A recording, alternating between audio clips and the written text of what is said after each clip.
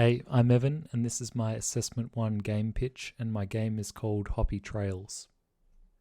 Hoppy Trails is a single-player game that will be developed for mobile devices and tablets. Hoppy Trails is a two-dimensional auto-scrolling, side-scrolling game that harkens back to classic-era iPhone games like Flappy Bird or Jetpack Joyride. The player controls a grasshopper character as they jump, glide, ground pound, and bounce through endless scrolling levels. It is aimed at a wide demographic and is meant to be the sort of game that is easy to pick up and play, but time-consuming to master its movement mechanics. In order to make the game feel inviting to a lot of people, it will feature a cute character design that resembles old-school cartoons like Looney Tunes.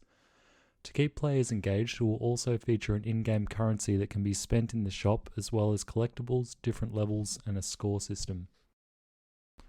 One of the most important aspects of making this game feel good to play will be the way the movement system functions.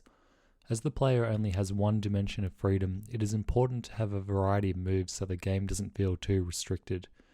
As we can see from this image, the player will be able to jump, they will be able to glide after they've jumped to get between big gaps, they will be able to downward dash in order to get to the ground quickly. Jumping at the exact moment the player touches down after a downward dash will cause the player to get a larger jump, similarly to the way a triple jump functions in the Mario games. Chaining these jumps together is how the player will get more height. The player will also be able to swipe at enemies or jump on them to get past them. So here's an example segment from what the game could look like. At number 1, the player has to jump to get to a higher platform. Then on the second jump at number 2, they have to do a downward dash to build momentum. At number 3, they have to press the jump button at the right time to gain more height. At number 4, they have to glide to clear more distance. And at number 5, they have to attack the enemy by landing on it or doing an attack move. As we can see from the diagram, when the player launches the game, they will be presented with 3 options. They can view scores on the leaderboard, they can go to the shop, or they can jump into the game. Game items like skins, in-game music, and level themes can be purchased in the shop. The player will collect currency in-game to spend here. Likewise, the leaderboard will show player high scores. The player will then play the game as much as they please. Dying in-game or quitting will take them back to the menu options. As previously stated, Hoppy Trails has been inspired by classic auto-scrolling iPhone games such as Doodle Jump, Jetpack Joyride, Subway Surfers, and Flappy Bird. These sorts of games are a pastime, something that you would play on the train going to work. In order to keep players interested, the game would need to be frequently updated, adding more items and level design. A big inspiration for the visual design would be Cuphead. Cuphead features 1930s animation and character design.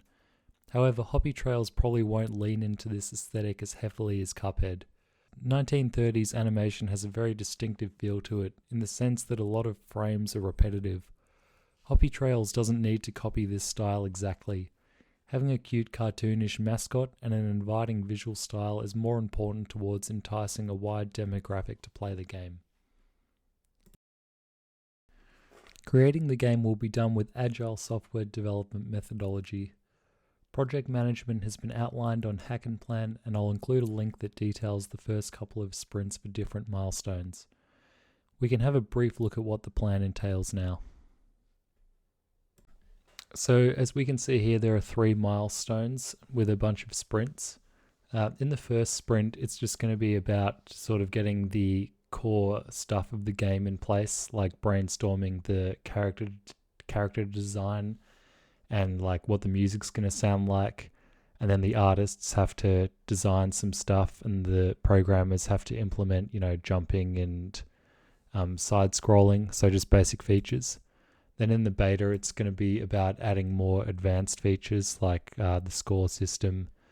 Enemies have to be designed, sound effects. And then in the full release, it's going to be more about just polishing the game to make it look better. So that'll be like implementing the animations that have been designed and creating scene transitions, stuff like that. Yep, so thanks for watching.